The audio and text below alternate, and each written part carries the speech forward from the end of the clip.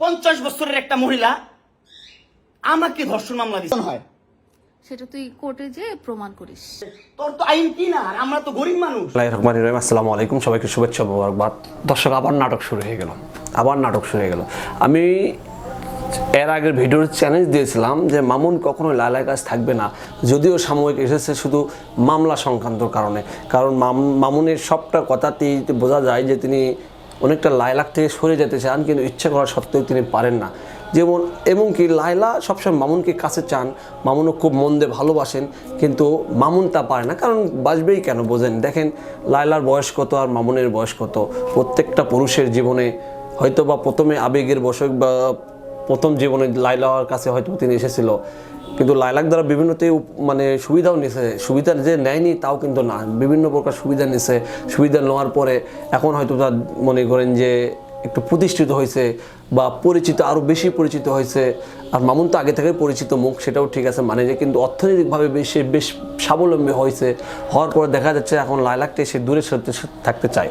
কিন্তু যখন সুসম্পর্ক ছিল তাদের মধ্যে হয়তো বা শারীরিক কিছু মেলামেশা হয়েছে, সেই সুযোগটা যে লায়লা নিছে, যে একটা ধর্ষণ মামলা দিচ্ছে।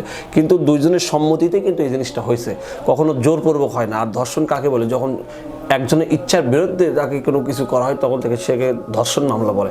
কিন্তু বর্তমান আইনে বা বর্তমানে দেশের আইনে, প্রচলিত আইনে সেই ধর্ষণ মামলায় ফেঁসে যায়, এবং ধর্ষণ মামলা খুব স্ট্রংলি, খুব শক্তিশালী। একজন ধর্ষণকারীর মানে সাব্যস্ত হয় আইনে, সে সর্বোচ্চ শাস্তি পেতে পারে। কিন্তু লায়লা এবং মামুনের ক্ষেত্রে বিষয়টা আলাদা, বা আরও যেসব ঘটনা ঘটে সেই সব বিষয় কিন্তু আলাদা বিষয়। যেমন ধরেন লায়লা যে মামলা করলো মামুনের বিরুদ্ধে, এটা কিন্তু আমরা সবাই জানি একসময় তাদের মধ্যে খুব ভালো ধরনের বিভিন্ন রিলেটিভ ভিডিও সব কিছু হচ্ছিলো। আমরা বুঝেই নিয়েছিলাম যে এরা সারা জীবন একসঙ্গে থাকবে, কিন্তু মিডিয়াতে যে একসঙ্গে দীর্ঘদিন থাকে না, এটা জ্বলন্ত উদাহরণ প্রচুর আছে। কিন্তু লায়লা আর মামুন যে দীর্ঘদিন থাকবে, এটা আমরা থাকবে না, এটা অনেকে আমাদের মতো যারা কন্টেন্ট ক্রিয়েটর আছে তারা ধারণা করছিলাম। এমনকি যে লাস্ট এবার যে আবার দুইজন যে আবার একত্রিত হয়েছিল, তাতেও বোঝা গেছিলো যে এরা আবার কিছু একটা করবে, কিন্তু বাস্তবে তো হলেও তাই। তাদের মধ্যে আবার দ্বন্দ্ব লাগলো। এই যে আপনি যে প্রথমে যে আমার 5 সেকেন্ডের একটা ডায়লগটা শুনলেন যে 50 বছরের মহিলা আমাকে ধর্ষণ মামলা দেয়, তাদের বুঝতে হবে যে আবার তাদের মধ্যে দ্বন্দ্বটা লেগে গেছে। বা এটা স্বাভাবিক। এই যে এখন মামুন BMW গাড়িতে চড়ে, মামুন বলতেছে আমি গরিব, আর লায়লা বড় লোক।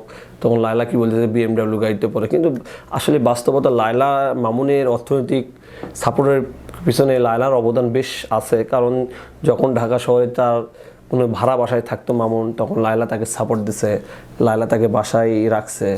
এইসব বিভিন্ন কারণে লায়লার অবদান তার পিছনে আছে।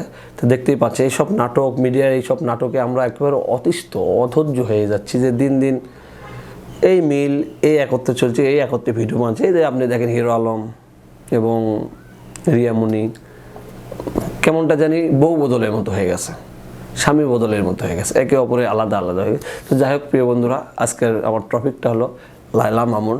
তো দেখতেই পাচ্ছেন আবার নাটক শুরু, দেখতে থাকুন এটা কোন পর্যায়ে যায়। মামলা তো ওইদিক আছেই, লায়লা মামুনের বিরুদ্ধে যে লায়লা যে মামলা, সেই মামলা চলমান। তো আবার তাদের মধ্যে বিচ্ছিন্ন হয়তো হলো, এখন মামলা আবার এগিয়ে যেতে পারে। তো দর্শক, সবাইকে শুভেচ্ছা। আমার প্রিয় টিভির সঙ্গে থাকবেন। আসসালামু আলাইকুম, ধন্যবাদ সবাইকে।